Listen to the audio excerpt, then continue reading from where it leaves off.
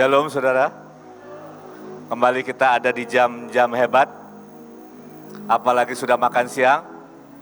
Saya berjumpa dengan orang-orang hebat, amin. Boleh lambaikan tangan orang-orang hebat.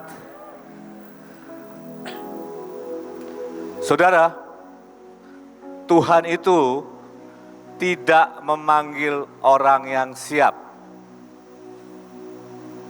tetapi Tuhan menyiapkan orang yang dipanggilnya. Sekali lagi saya ulangi, Tuhan tidak memanggil orang yang siap, tetapi Tuhan mempersiapkan orang-orang yang dipanggilnya. 3 hari ini kembali Tuhan mempersiapkan, memperlengkapi pasukan terdahsyatnya. Pakai waktunya dengan baik, belajar menangkap dengan sangat kuat, teriak seperti tadi Pastor Leo berkata, kehausan, kelaparan kita akan Tuhan, itu seperti magnet yang menarik hadirat Tuhan. Saudara, boleh PowerPoint-nya?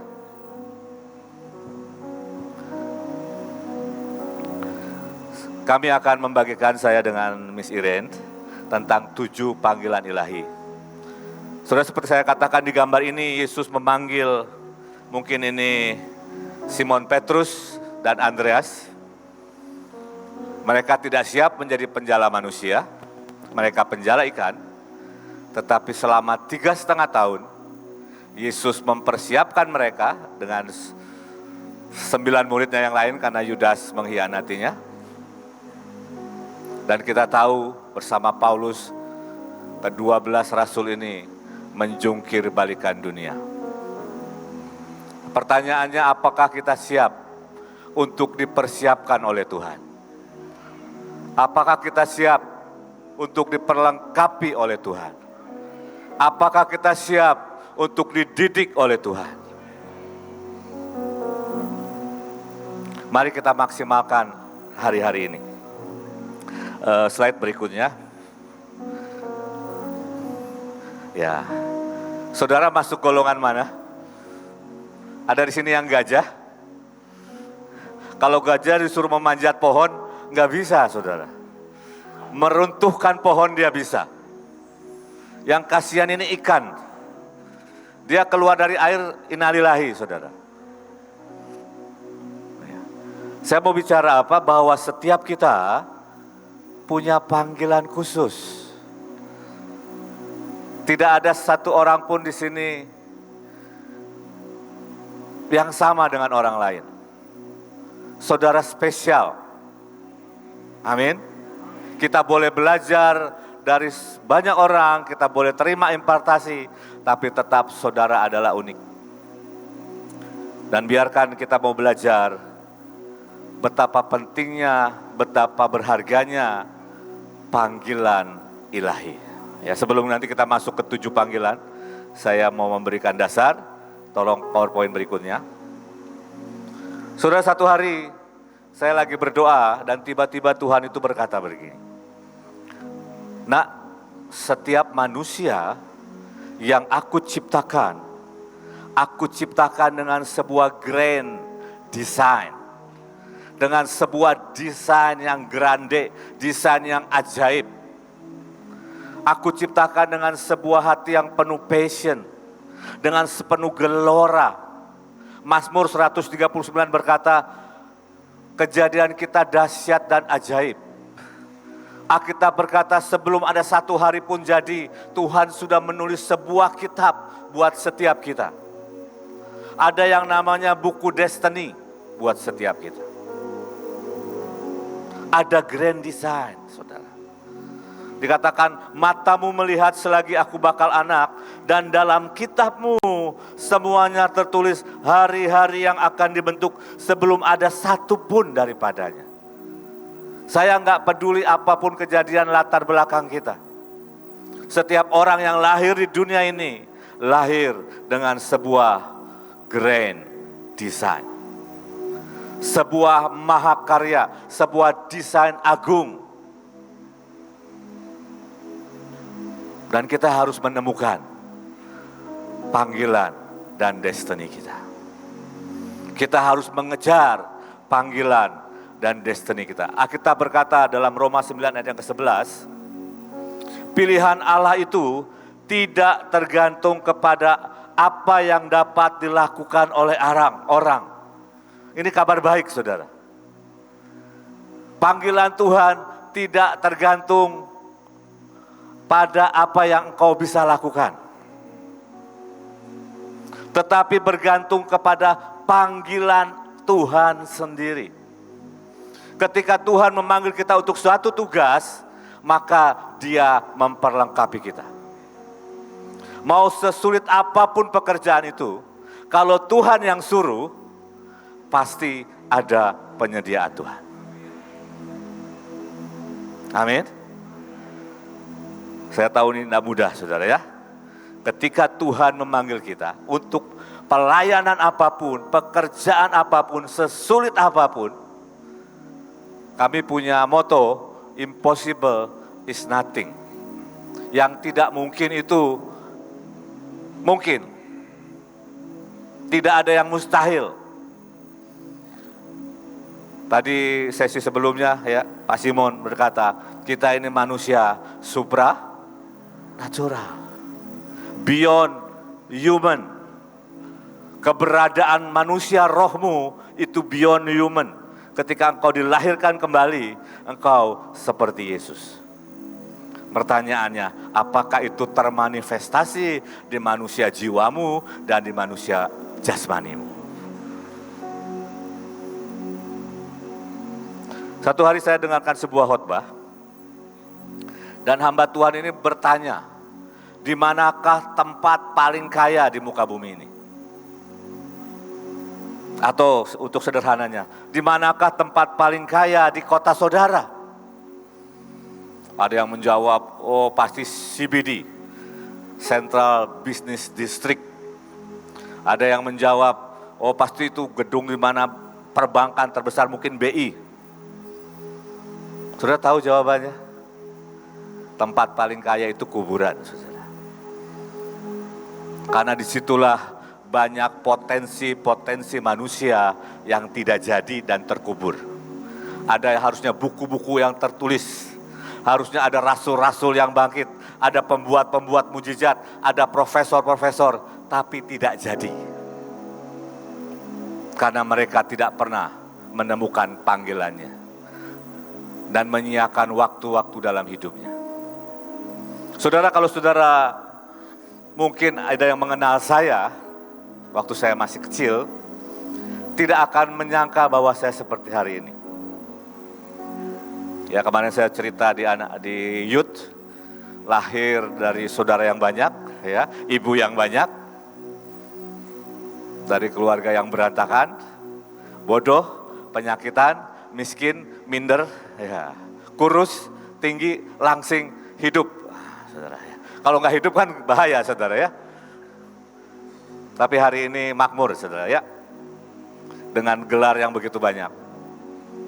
Saya mau berkata, tidak peduli kemampuanmu, tidak peduli apa yang kau bisa, yang paling penting temukan panggilan Tuhan dalam hidupmu.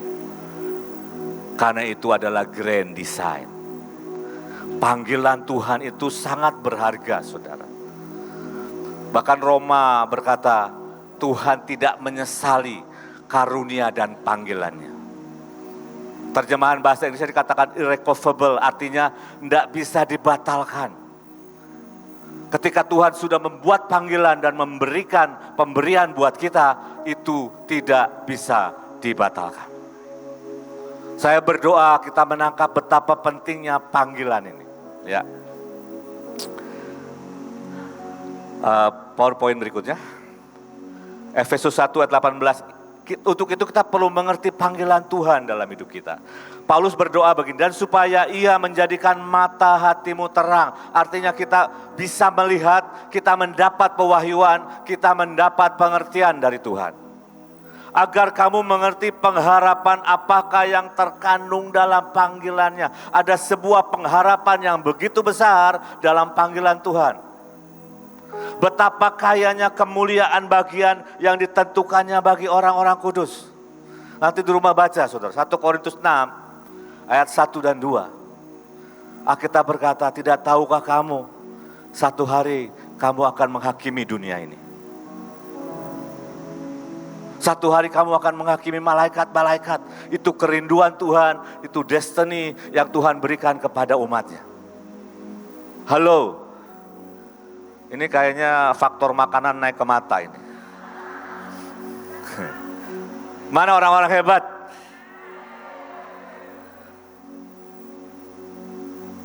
Saudara, destiny kita itu menjungkir balikan dunia. Kita nggak sedang omong besar, itu cuma meneguhkan ketika Tuhan menciptakan manusia, Kejadian 1 ayat 26-27. Mari kita menciptakan manusia, ini kesepakatan pertama Tuhan. Mari kita menciptakan manusia serupa segambar dengan kita supaya mereka have dominion. Have dominion itu artinya memerintah. Amin. Mulai dengan memerintah diri kita sendiri. Memerintah keluarga kita, mengatur sampai kota, bangsa, dunia, dan alam semesta. Wah, kita ngomong terlalu besar. Enggak, itu Alkitabiah. Sebab itu aku menasihatkan kamu, aku orang yang dipenjarakan karena Tuhan, supaya hidupmu sebagai orang-orang yang telah dipanggil, berpadanan atau sesuai dengan standar panggilan itu. Kan gak lucu disebutnya namanya anak Allah, tapi kerjanya minta-minta. Itu tidak berpadanan. Bisa nangkap ya? Gak bisa saudara. Katanya 1 Yohanes 4 ayat 4, kita roh yang di dalam kita lebih besar dari roh yang ada di dalam dunia. Tapi ke tempat gelap takut. Itu tidak berpadanan saudara. Saya menikmati sesi tadi saudara ya. Kita harus punya kompetensi. Kita harus terus upgrade. Saudara, saya ini, salah satu panggilan saya adalah membangkitkan orang mati. Masalahnya dulu saya takut ketemu orang mati. Lah bagaimana memenuhi panggilan itu? Ini tidak berpadanan, saudara. Saudara, saya mau berkata, saudara, Tuhan punya panggilan besar dalam hidup. Lebih besar daripada yang kau bayangkan dan pikirkan. Dulu cita-cita saya pengen pergi sekolah ke luar negeri. Anak bodoh, miskin, anak kampung, cuman punya mimpi. Saya tuh gak berhayal, saya bermimpi. Karena saya capek dengan kemiskinan. Saya pengen sekolah ke luar negeri. Tuhan bukan cuma kasih sekolah ke luar negeri, istri pun dari luar negeri.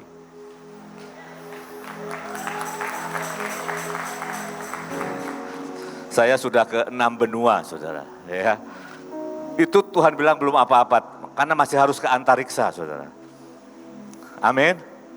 Nggak percaya, saudara. Nggak apa-apa. Oke, next slide. Ini baru dasar, saudara ya. Waktu saya tinggal setengah jam.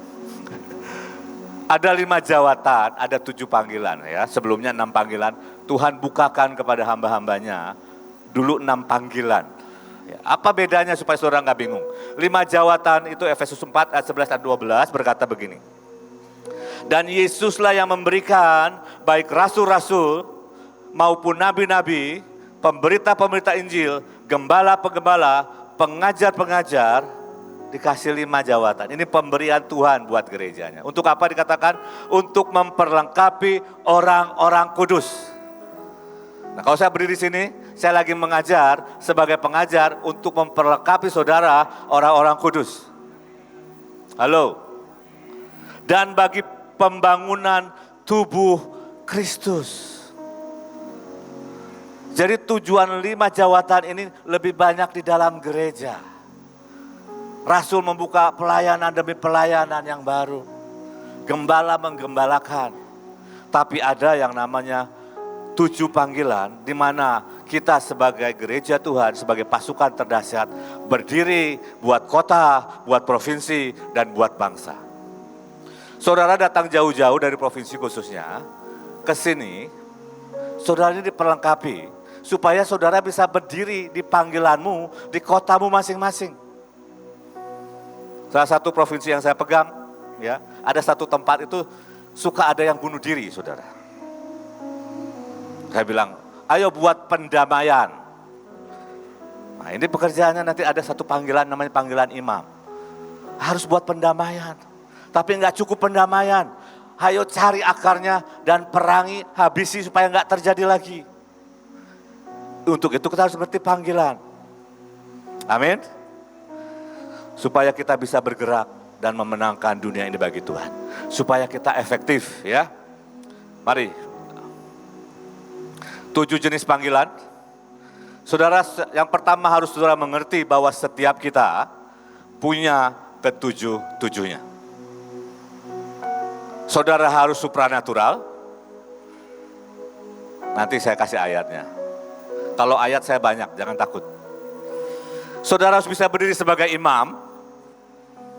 Saudara harus bisa berdiri sebagai tentara. Apalagi kalau kita di Mahanaim. Itu core bisnis, saudara, ya. Saudara harus bisa berdiri sebagai raja. Sebagai penuai atau pekerja. Saudara harus bisa berdiri sebagai mempelai. Saudara harus bisa berdiri sebagai pilar. Nanti kita akan bahas satu-satu, saya ambil 4 saja, ya. Tapi ada panggilan utama dalam hidupmu. Walaupun saya ada di Mahanaim, camp tentara, panggilan utama saya pilar, saudara. Berdiri menopang banyak hal. Dan kita harus berfungsi sesuai rencana Tuhan. Ya, ada faktor kepribadian, kecenderungan, kekuatan, kelemahan, faktor kompetensi, ya. Seberapa kita belajar, seberapa kita mengerti kebenaran, itu mempengaruhi keefektifan kita berdiri di panggilan kita. Percayalah asik, saudara, ketika engkau ada di panggilanmu.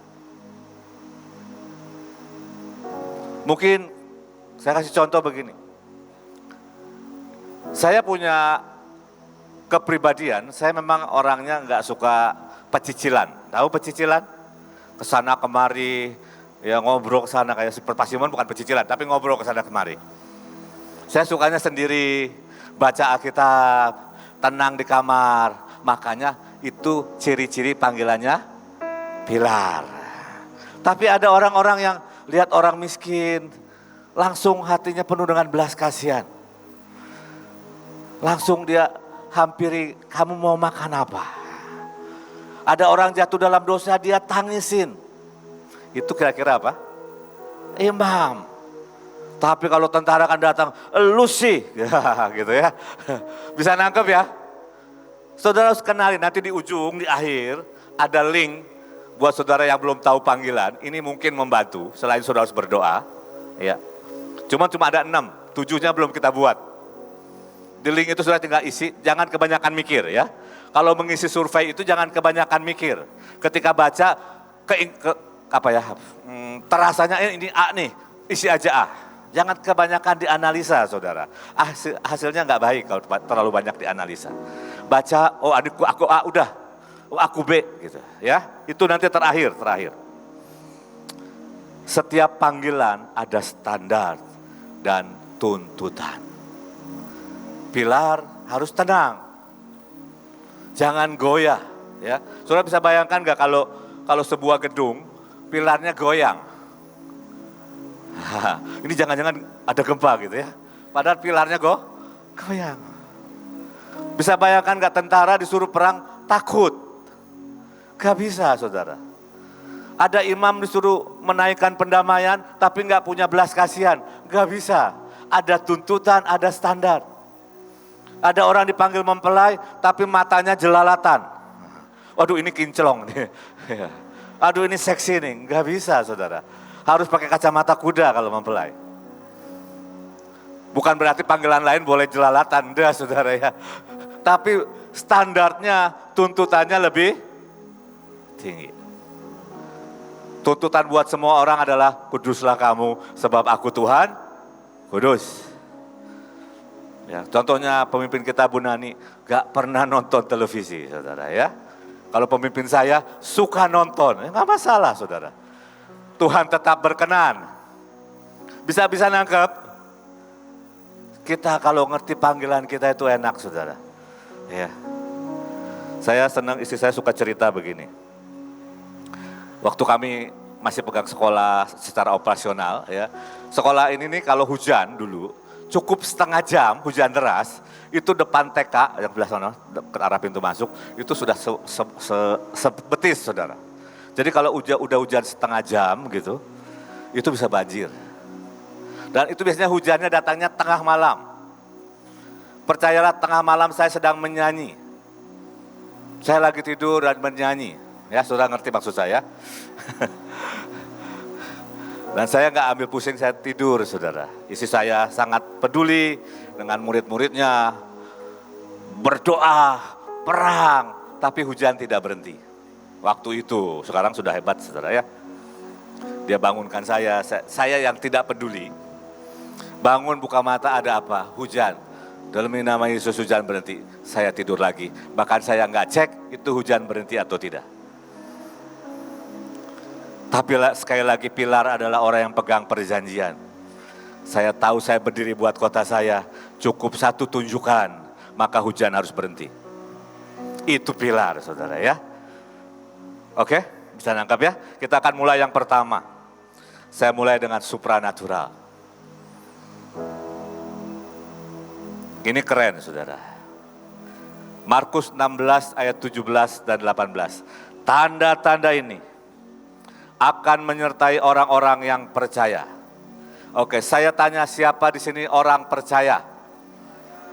Oke, tanda pertama saudara apa? Siapa di sini yang sudah mengusir setan? Masih banyak yang belum. Apakah setannya pergi? Levelnya seberapa tinggi? Saudara, satu hari saya ingat. Ini di awal-awal Mahanaim belum punya gedung di sini, masih di Kemang Pratama. Kami ada KKR di luar, open air, perang. Demi hujan berhenti, hujannya nggak berhenti. Saya marah sama Tuhan, katanya diberi kuasa, kenapa hujan nggak berhenti? Tapi untuk Tuhan nggak marah saudara. Tuhan bilang, nak, berlatih. Seringkali kita nggak melatih panggilan kita. Dikatakan tanda-tanda akan menyertai orang-orang yang percaya. Mereka akan mengusir setan-setan demi nama. Ini tanda pertama orang percaya loh. Saya berdoa kalau sudah kembali ke tempat saudara.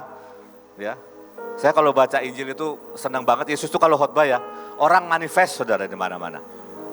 Betul nggak? Teriak. Hai kau anak Allah. Ini harus kembali nih ke gereja Tuhan saudara.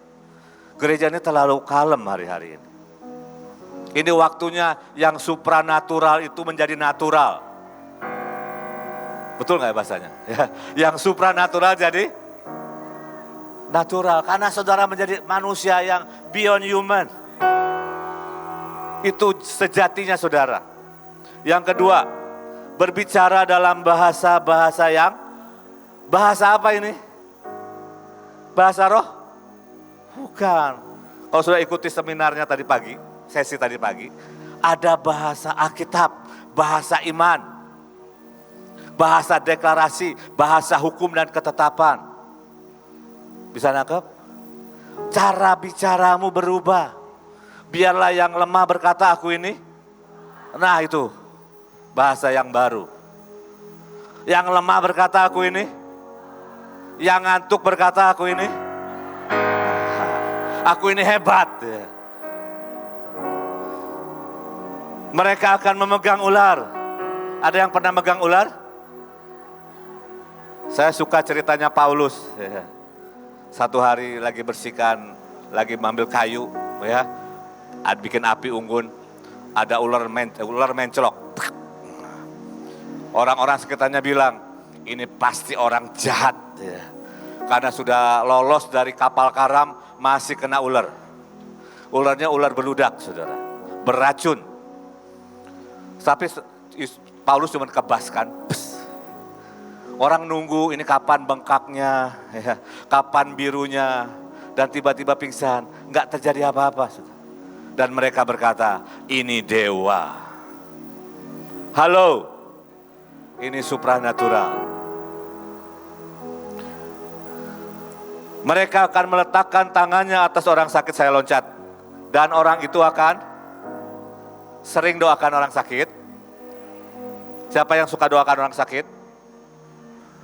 Wah, lumayan ya. Praktek, saudara. Ini waktunya kita berjalan dalam keajaiban. Tadi pagi saya doakan seorang anak, keren, anaknya keren. Namanya Gabriel. Saya tanya, Dek, sakit apa? Sudah sembuh kok, padahal masih diinfus. Keren ya, saudara ya. Kalau doain yang begini enak. Oke, Dek, saya juga sepakat sama kamu. Demi nama Yesus kamu sembuh, sehat, dan bisa ikut pesta anak-anak. Satu hari saya pelayanan ke Pulau Rote, kalau nggak salah ada Miss Iren ya. Yang masih ingat?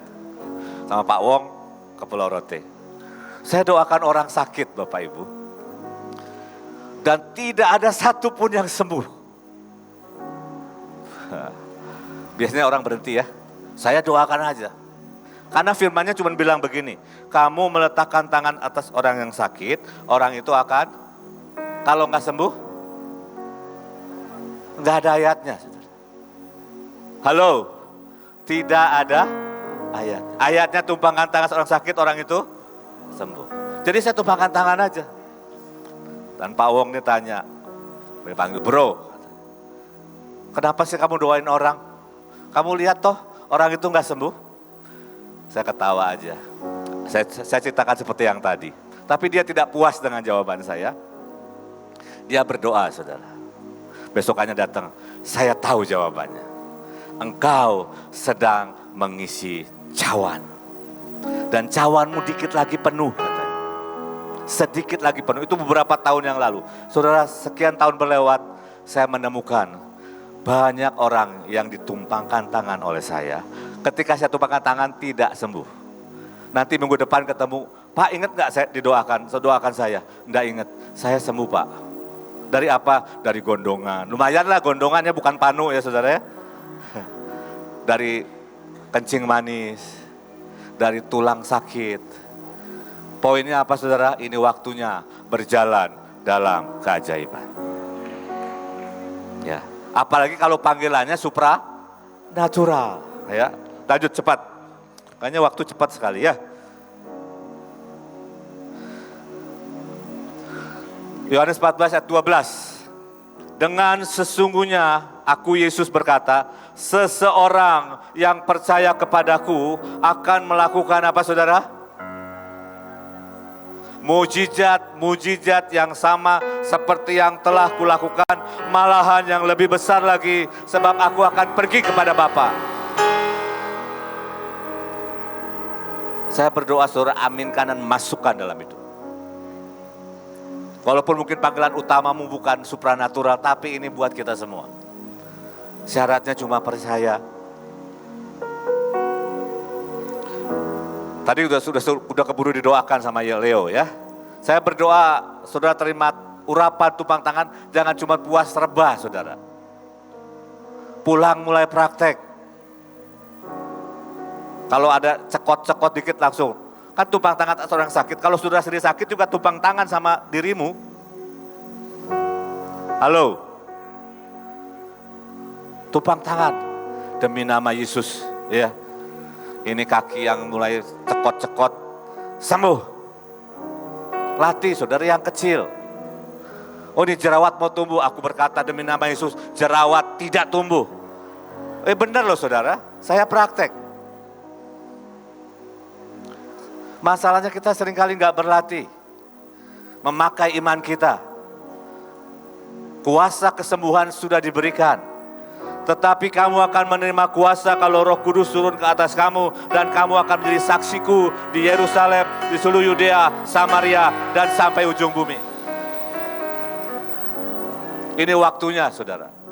Kalau saudara baca Kisah Rasul, ya saudara baca Kisah Rasul, setiap kitab, setiap pasal, itu ada yang supranatural. Dan saya berdoa, ada buku yang ditulis, kisah pasukan terdahsyat Tuhan yang supranatural. Itulah kisah saudara sendiri bersama Roh Kudus. Amin. Cepat saja ya, supranatural. Next. Kepada yang seorang roh memberikan kuasa untuk mengadakan mujizat. Ada orang yang dipanggil kerjaannya sangat kuat mengerjakan mujizat demi mujizat demi mujizat. Ini waktunya kita mempertontonkan kuasa Tuhan di muka bumi. Saudara, gereja Tuhan lahir dalam Kisah Rasul pasal yang kedua dengan tanda-tanda ajaib. Setelah itu terus keajaiban demi keajaiban berjalan.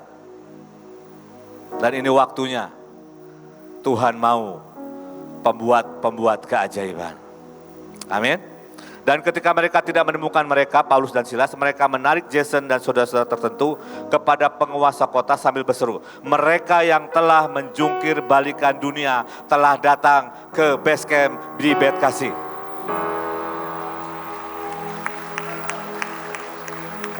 Saya berdoa saudara kembali ke tempat saudara, saudara menjadi orang-orang yang menjungkir balikan.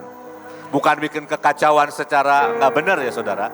Yang sakit sembuh, ya padang yang gersang jadi subur, badai berhenti. Amin. Ya. Next, supranatural dari kata supra artinya di atas, natural artinya alam, ya. Di luar alamiah, di luar kenormalan, melakukan yang luar biasa, bergerak dengan mujizat, tanda-tanda dan keajaiban, bergerak sesuai pimpinan Roh Kudus, melayani bersama malaikat-malaikat. Ini waktunya Injil diberikan dengan kuasa gereja Tuhan. Kita semua bergerak dengan supranatural. Amin. Itu yang pertama. Yang kedua, imam. Imam dari kata kohen artinya hikmat dari Tuhan. Orang yang bergaul dengan Tuhan. Hireus artinya dia yang diinspirasi oleh Tuhan. Jadi imam ini sebenarnya imam itu singkatnya gini, ya, sebab setiap imam besar yang dipilih di antara manusia ditetapkan bagi manusia dalam hubungan mereka dengan Allah. Jadi imam ini perantara antara Tuhan dan manusia. Kita ini harus berdiri buat kota. Kalau kita lihat kota kita mungkin kita lihat sesuatu yang tidak baik, kita minta ampun sama Tuhan, Tuhan ampuni kotaku. Sama seperti Abram datang, waktu Tuhan berkata, aku dengar keluh kesah tentang Sodom dan Gomora. Abram datang kepada Tuhan, Tuhan kalau ada 50 orang benar, apakah engkau akan menghukum? Tuhan bilang tidak. Turun tinggal 10, sayangnya tidak ada 10 orang. Tapi minimal Abram sudah berdiri dan Lot dan istrinya, anaknya diselamatkan. Walaupun istrinya jadi tiang garam.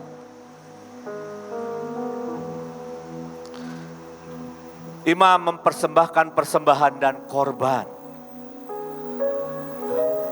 Imam mempersembahkan sesuatu yang menyenangkan hati Tuhan. Membawa korban belas kasihan, korban pendamaian dengan doa-doanya kepada Tuhan. Memintakan ampun kepada Tuhan. Dia harus mengerti hati Tuhan, dia harus mengerti hati manusia. Karena dia harus berdiri di antara Tuhan dan manusia. Sebab bibir seorang imam memelihara pengetahuan dan orang mencari pengajaran dari mulutnya sebab dialah utusan Tuhan semesta alam. Imam harus punya pengetahuan kebenaran firman Tuhan. Imam harus mengajarkan umat Tuhan. Jadi kalau saudara panggilannya imam, saudara juga harus banyak belajar firman Tuhan. Jangan cuma sekedar pakai talit saudara, tapi nggak ngerti arti talit. Halo? Dia menaikkan doa-doa seperti ukupan, bukan hanya bawa ukupan, tapi engkau berdoa kepada Tuhan. Saudara, walaupun panggilan kita mungkin yang utama bukan imam, kita harus bisa berperan sebagai imam. Apalagi ketika berdiri di satu provinsi, belum ada pasukan, saudara tahu di situ banyak pembantaian, saudara kita harus berdiri sebagai imam. Dan kita berkata, Tuhan, aku angkat perjanjian darah, curahkan anggur, dan kita berkata, Tuhan ampuni semua darah yang tercurah, semua perpecahan, semua kemarahan dan sebagainya. Saudara memintakan ampun dan ampun, itu bergerak sebagai imam. Bisa nangkap? Oke, next. Juga para imam yang datang mendekat kepada Tuhan haruslah menguduskan dirinya. Standar kekudusan seorang imam itu tinggi, saudara. Karena dia harus menghadap Tuhan. Apalagi kalau imam besar ya, harus ada di ruang maha kudus. Kita lanjut 1 Petrus 9. Tetapi kamulah bangsa yang terpilih, imamat yang rajani. Saudara bangsa yang terpilih, saudara imamat yang rajani. Ya, umat kepunyaan Tuhan Allah sendiri, supaya kamu memberitakan perbuatan-perbuatan yang besar dari Dia. Imam, kita semua harus memberitakan apa? Perbuatan-perbuatan yang besar dari Tuhan. Oke, lanjut cepat saja.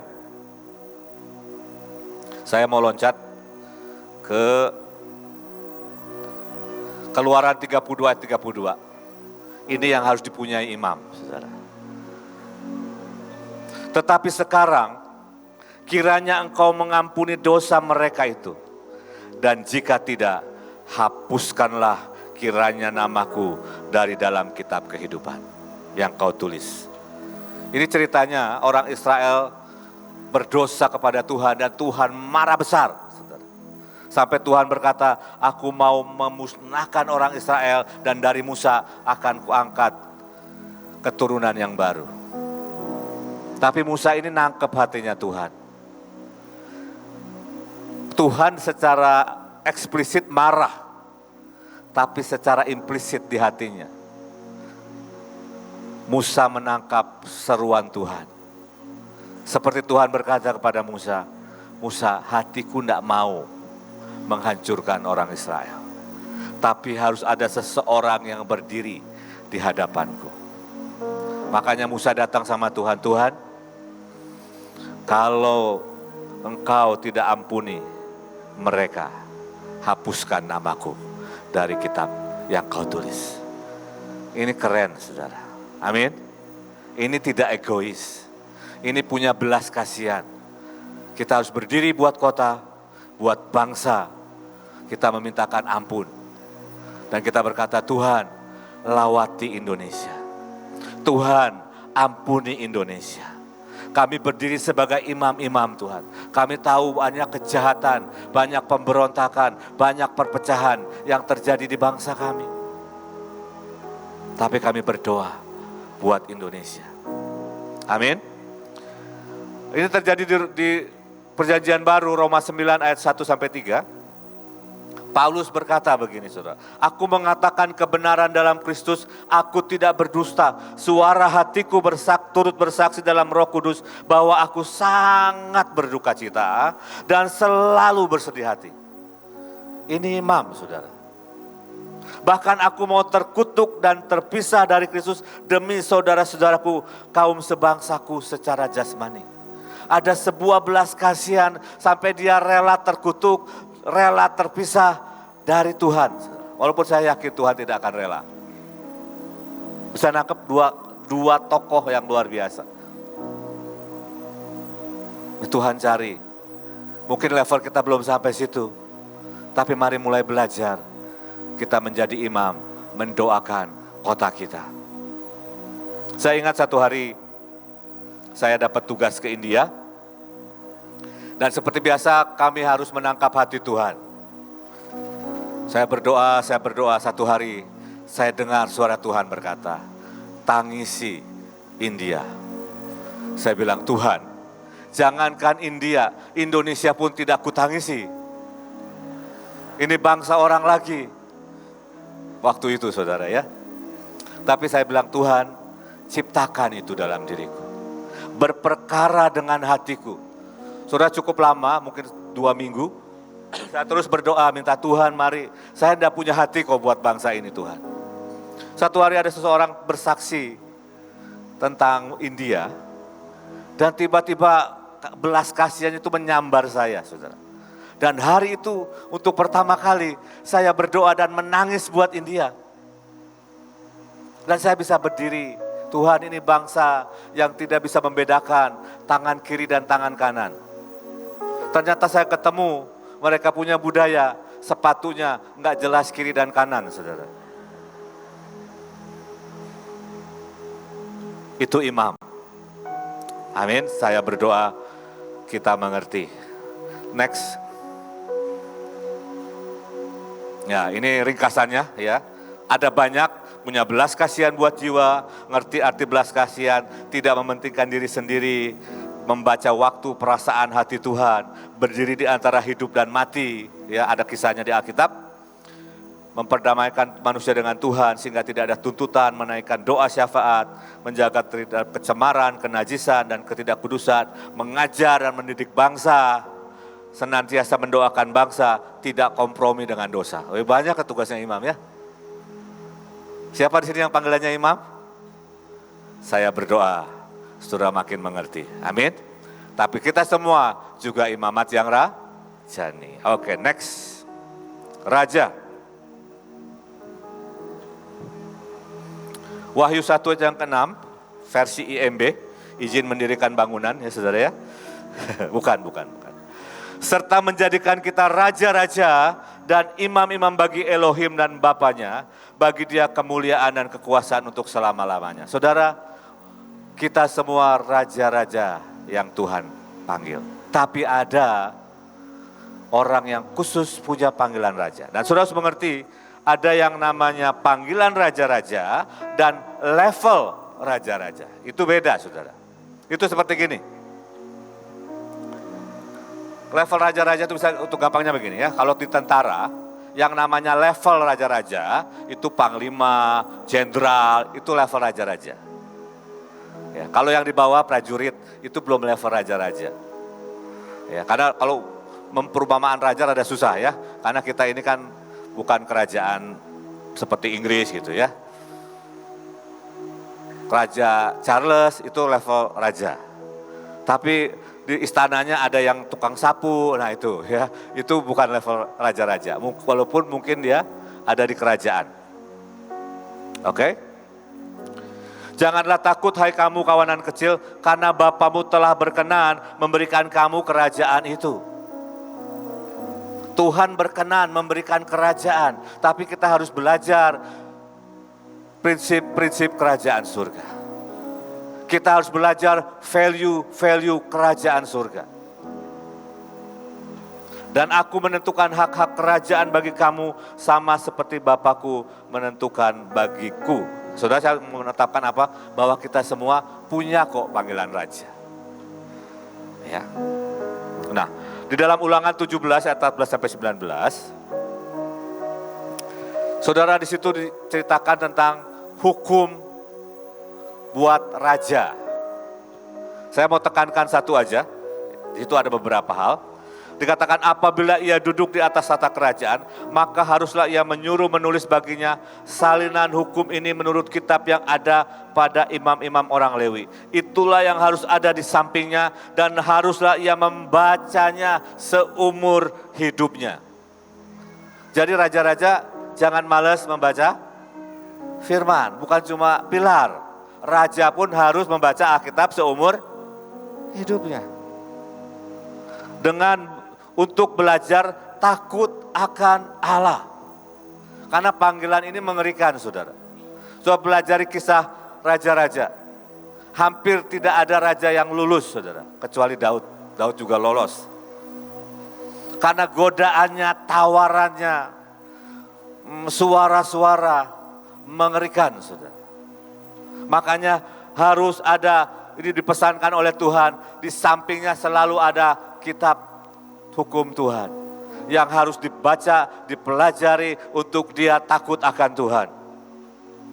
Dengan berpegang kepada segala isi hukum dan ketetapan, raja harus mengerti yang namanya hukum Tuhan dan ketetapan Tuhan untuk dilakukannya. Next, ringkasannya ya. Dia mencintai firman Tuhan dan keadilan, mengenal isi hati Tuhan dan bertindak sesuai perintah Tuhan Yesus, bertanggung jawab dengan umat, jemaat, orang yang ada di bawahnya. Biasanya dia pemimpin dan dia harus memimpin, ya. Mencintai Tuhan, mementingkan kehendak Tuhan, melaksanakan kepentingan Tuhan. Kalau di hukum yang tadi dikatakan nggak boleh punya banyak istri, nggak boleh punya banyak kuda, nggak boleh punya banyak emas, saudara.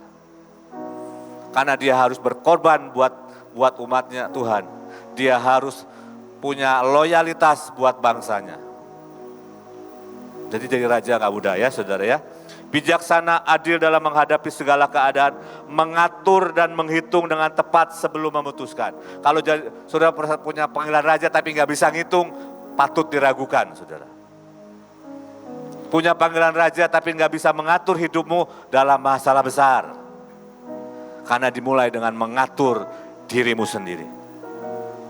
Mengatur waktumu, mengatur rumah tanggamu, mengatur pekerjaanmu. Baru bisa mengatur kota dan bangsa. Musuh terbesar adalah kemalasan dan kesombongan. Ya saudara lihatlah di dalam kisah raja-raja. Makanya yang paling penting adalah kerendahan hati. Hikmat, pengertian, kebesaran hati adalah modal dasar dalam panggilan ini. Nah, ini ringkasannya. Tokoh di Alkitab Salomo, itu raja sejati ya saudara ya. Tapi kita tahu di akhir hidupnya dia mencintai banyak perempuan asing, mendirikan banyak mesbah-mesbah dari bangsa-bangsa yang lain, dan Tuhan marah sama Salomo karena hatinya tidak seperti hati Daud. Harus bisa peperangan rohani, raja harus memimpin di depan, ya. Punya kekuatan menjarah karena harus membiayai banyak buat lawatan Tuhan, bisa memimpin, bisa mengatur, merencanakan, punya ilmu lobbying, punya hikmat Tuhan, mengerti hukum dan ketetapan, punya kekuatan mendidik dan belajar, dan menabur paling banyak. Siapa di sini raja-raja? Nanti kalau ada persembahan, menabur paling banyak. Oke, yang terakhir bagian saya. Masih 7 menit ya, Miss Iren. Tenang. Jadi jika aku terlambat, sudahlah engkau tahu bagaimana orang harus hidup sebagai keluarga Allah, yakni jemaat dari Allah yang hidup, tiang penopang dan dasar kebenaran. Pilar ini menyupport, mendukung, dan menopang. Saudara jangan main-main dengan pilar, saudara ya. Kalau kepukul pilar itu bahaya, saudara. Sakit sekali. Tapi Alkitab berkata begini, setiap kita, jemaat dari Allah yang hidup adalah tiang penopang dan dasar kebenaran. Kita hari ini harus menjadi orang yang bisa menampilkan kepada dunia ini yang namanya kebenaran. Seharusnya gereja Tuhan menunjukkan kepada dunia, ini loh pernikahan yang sesuai firman Tuhan. Ini loh pelayanan sesuai firman Tuhan. Ini loh pekerja yang sesuai firman Tuhan. Saya punya teman cerita satu hari. Dia berkata begini, Pak Luki, saya lebih suka mengambil karyawan non-Kristen. Loh kenapa saya bilang? Kita kan harus cari saudara seiman. Kalau orang Kristen itu banyak izinnya. Pak izin, saya baru doa semalam-malaman. Saya ngantuk. Pak izin, ada kebersihan di gereja. Banyak izinnya saudara. Tapi saya punya staf non-Kristen. Datang dengan mata yang merah. Dia suruh pulang, enggak mau. Kenapa? Saya habis zikir semalaman. Dan kalau saya pulang, saya kehilangan pahala. Kok beda banget, saudara? Saya berdoa kita punya kepilaran, saudara. Tiang penopang dan dasar kebenaran. Pilar adalah orang-orang yang meletakkan dasar buat banyak umat Tuhan. Setiap kita punya, saudara. Ayah, ibu harus menaruh dasar buat anak-anak. Karena Alkitab berkata, apa yang dapat dicapai orang benar ketika pilar kebenaran dihancurkan dan hukum dan ketertiban runtuh? Jawabannya tidak ada. Ketika pilar kebenaran tidak ada, dasar hancur, mau berdiri di mana, saudara? Pilar pegang peranan sangat penting. Walaupun seringkali tidak kelihatan, saudara. Seringkali pilar bukan orang yang tampil. Lebih suka mendukung. Saudara percayalah kalau saya boleh memilih, saya nggak mau berdiri di sini. Saya lebih suka di belakang, saudara ya. Nggak kelihatan. upahnya lebih besar, lebih banyak. Kalau di depan kan kalau bagus ditepuk tanganin ya. Oh bagus tadi khotbahnya. Tapi kalau di belakang kan gak kelihatan, upahnya utuh sampai surga saudara. Pilar itu lebih suka mendukung, menopang dengan doa. Dan upahnya sangat besar saudara. Dikatakan begini, ayat berikutnya. Wahyu 3:12, barang siapa menang, ia akan kujadikan soko guru, pilar di dalam bait suci Allahku, dan ia tidak akan keluar lagi dari situ, saudara. Artinya dia adalah orang yang tinggal di hadirat Tuhan selamanya. Kalau saudara nggak betah duduk 1 jam, 2 jam, 3 jam, nggak bisa jadi pilar. Kalau saudara perhatikan Pak Yusak, biangnya pilar, saudara, itu kalau berdoa tuh diam lama, saudara. Tidak bisa diganggu dengan apapun. Dan itu harus dibangun.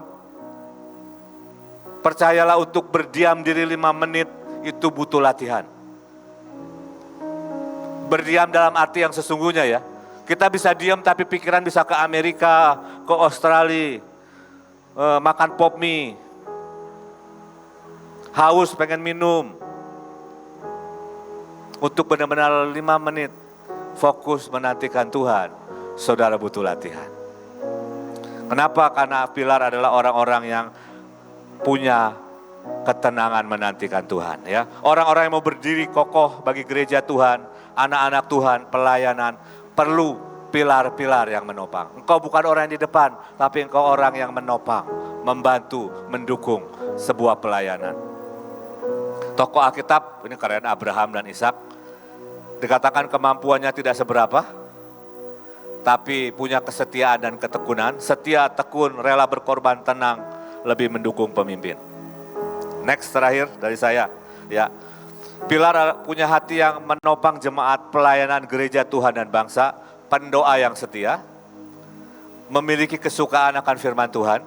Ya, saya melihat, saya nggak tahu datang dari mana, saya yakin dari Tuhan. Sejak kecil saya tuh suka sekali baca Alkitab, saudara. Sampai hari ini. Dan saya bertekad mengganti semua pikiran yang lama dengan firman Tuhan. Kalau saudara mau menikmati semua penyediaan Tuhan, saudara harus mentransformasikan pikiran saudara. Bukan hanya pikiran sadar, termasuk pikiran alam bawah sadar. Karena seperti orang yang berpikir dalam dirinya sendiri, Amsal 23 ayat yang ke-7, demikianlah ia. Ya. Pilar adalah orang yang memegang dan mengerti perjanjian. Saudara harus mengerti perjanjian. Saudara harus punya perjanjian dengan Tuhan. Kemarin saya sudah bagikan, ya. Saya nggak akan bahas lagi. Saudara harus mengerti hukum dan ketetapan Tuhan. Ini ada seminarnya sendiri. Saudara bisa cari di YouTube tentang hukum dan ketetapan. Bagaimana menghadapi tuntutan iblis. Bagaimana menghadapi masalah yang dihadapi. Kita harus bawa hukum Tuhan dan ketetapan Tuhan. Kita harus bawa bangsa ini di hadapan Tuhan. Bagaimana supaya Indonesia diluputkan dari kesusahan besar. Ada hukumnya, ada ketetapannya.